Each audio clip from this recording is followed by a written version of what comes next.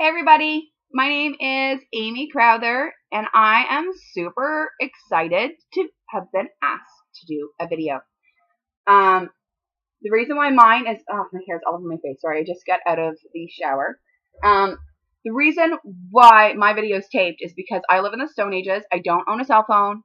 You heard that. I personally do not own a cell phone. I wish I could get access to Facebook Live.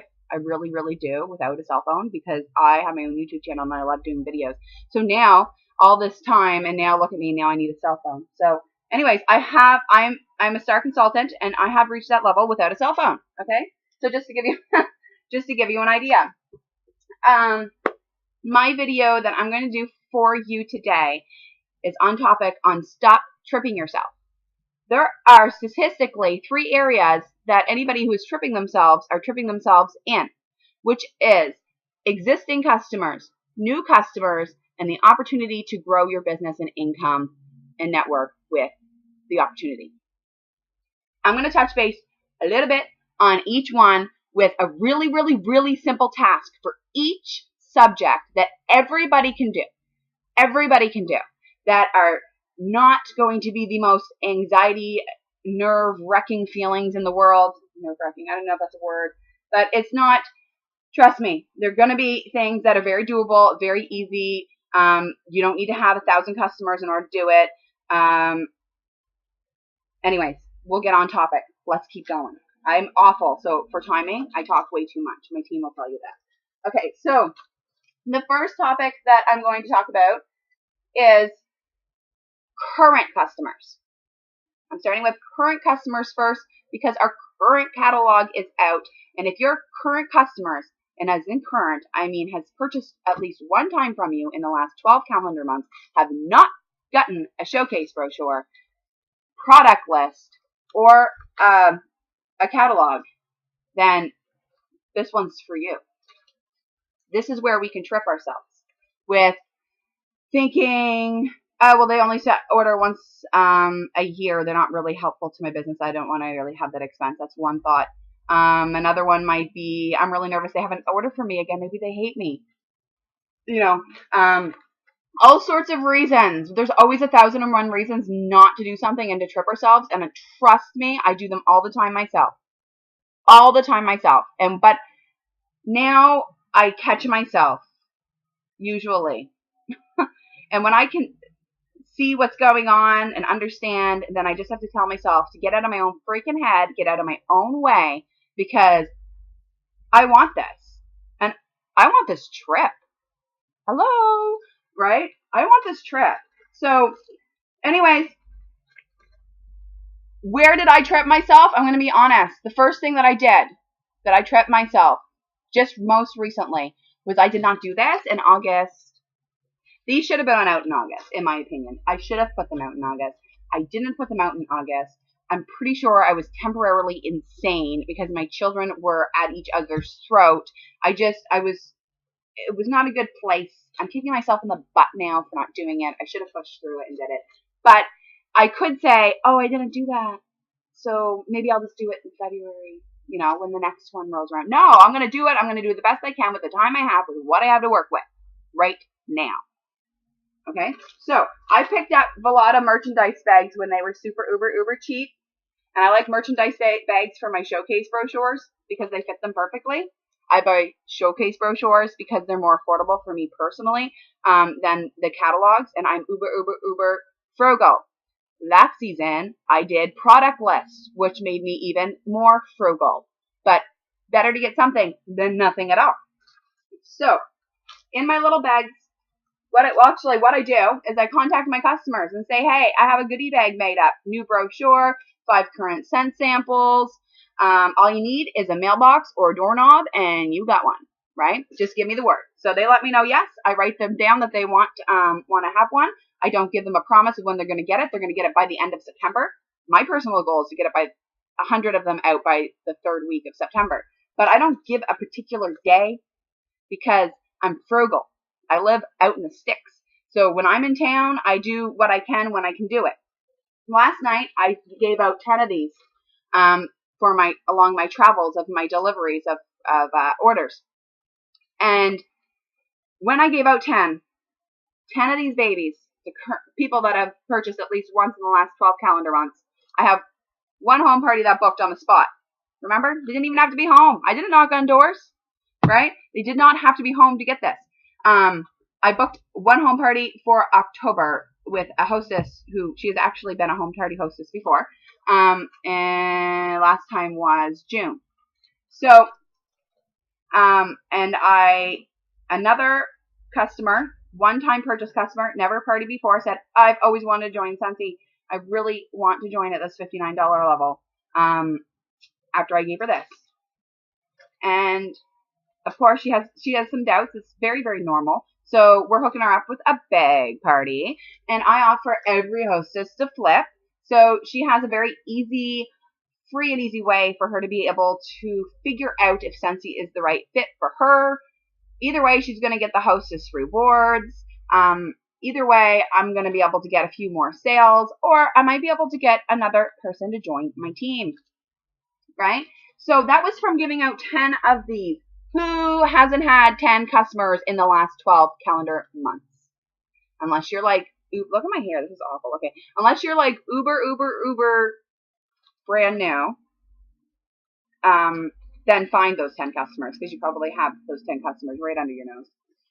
But pretty much this is a thing that will give back to you. Like, so for example, my goal is to have 100 out. I really hope to have more, but that's my minimum goal. My no excuse, no kids fighting, whining, sick, me sick, period cramps. It doesn't really matter.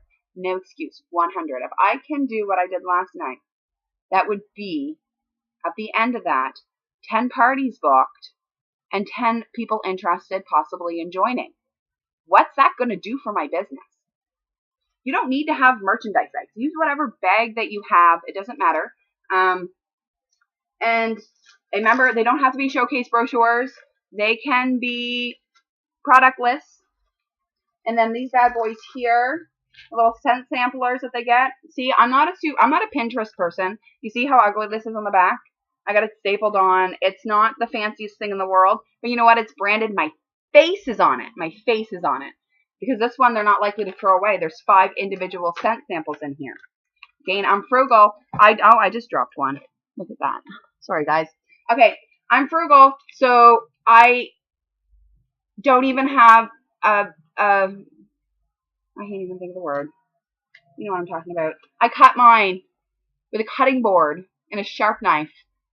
I've tried a butter knife. Don't do it. It'll crumble it. Print your own labels. Usually, actually, I even go more frugal, and I have like little round ones from the dollar store they might use from like a yard sale or something, and that just fits very nicely onto my little sample bags. But I couldn't find them. I lost them, to tell you the truth. And I needed to do these and get these out, so I used my print my own labels. Plus, it brands it a little bit more, and I have a bunch, so I wasn't too concerned.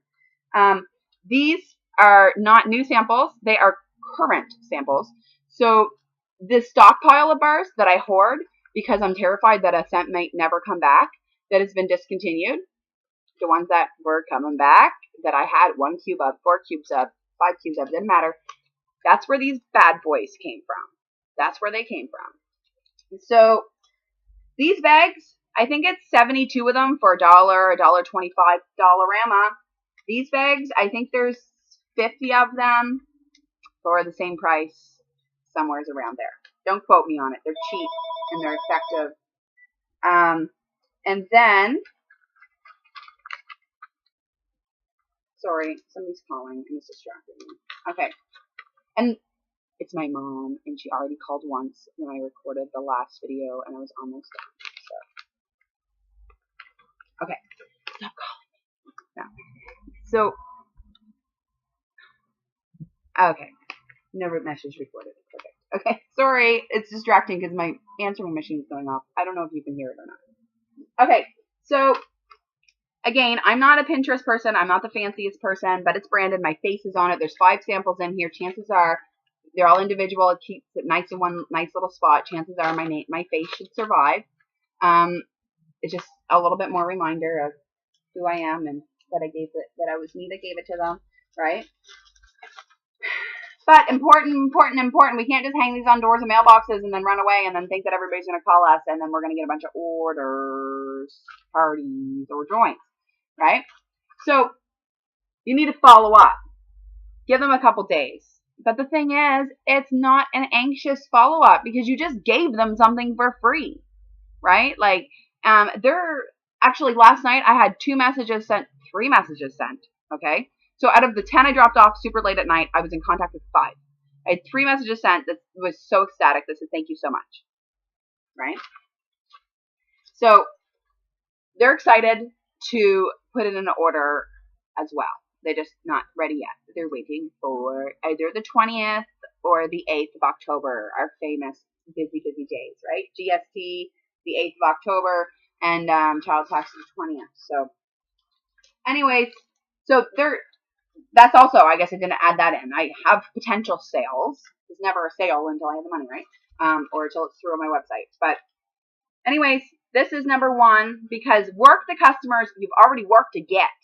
Because you can sit and you can think, I need new customers, I need new customers, I need new customers. But if you're not working the ones that you already have, getting new customers is not going to get you any further ahead. You are just going to stay like this. And that's it. That's what's going to happen. But when you follow up with your customers and you gain new customers and you follow up with your customers and then they're going to want to party with you and they're going to want to give you referrals because they trust you and they appreciate you and you're an awesome Scentsy rep. And then it's just going to keep going up.